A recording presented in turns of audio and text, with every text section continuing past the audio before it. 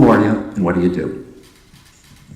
Hi, I'm Ed Cappabianca. I'm CEO of Ingenion Medical.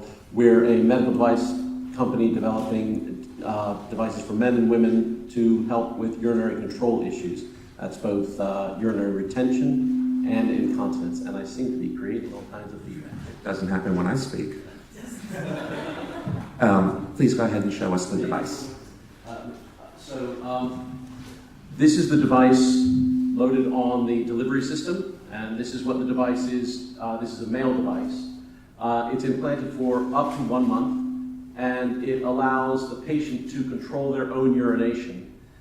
It's specifically designed to stay inside the body so that the body's own natural defenses, specifically the urethra, is able to seal over the end of the device, so it prevents infection from coming up in.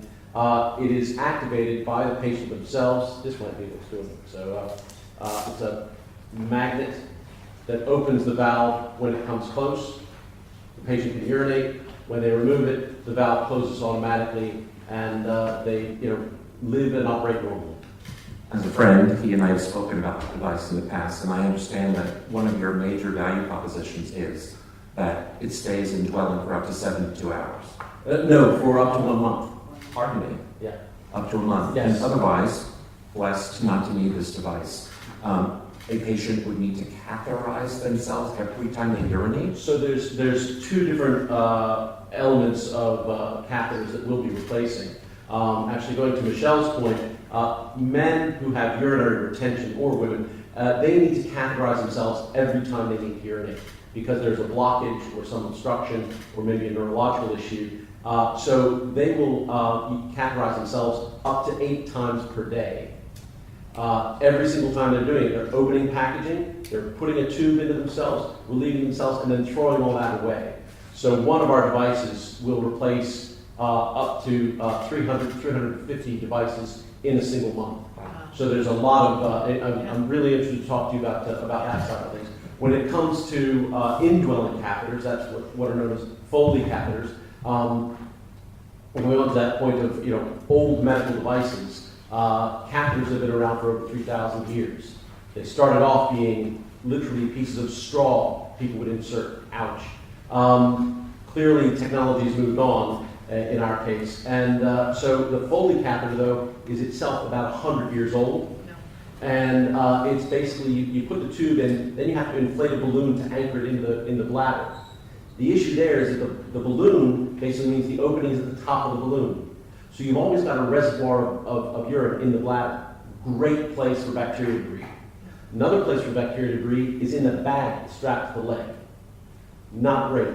You're also creating a superhighway. Both the inner lumen and the outside tube are going right up your urethra. So bacteria can grow that way. So for those patients, we avoid all of that. Are you aware of anyone else working in this space? Yeah, one of the things I always say about medical device companies, if we were the only people trying to solve this problem, maybe it does not need solving. Interesting. And we are cheerleaders for other people, particularly those we think are violating our patents. Because if they get rich, we sue them. Everybody asks me, why don't you do a non-compete? No, why don't I pursue them and try to stop them? No, I want them to get rich. Because in fact, actually in our sector, 2 big players, Coloplast and Hollister, they had a big fight over patents around intermittent catheters, the ones you shove in every time. That lawsuit wasn't even filed until 2 years after the patent was expired, because the last 10 years of revenue is what they were fighting over. Okay. Well, we have an IP talk later today, so, and that's a very interesting selling point to investors. Don't worry, if we fail, we're going to sue people. Well, we have just recently, because we are in the middle of a fundraising round right now. We've done half of it already.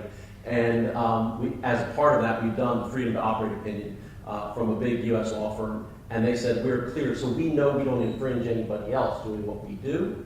We do feel that some of those other folks that are out there, and some of them actually do also have other types of magnetically controlled valves. But ours is incredibly simple. In fact, we just had our latest, so this valve design has just had a grant on the patent from the UK Patent Office. and it's enrolled, it's on file in other countries. The other piece of equipment you're holding as well. So this is the delivery mechanism. So basically, the device gets loaded onto a guide wire, which can't do that easily here.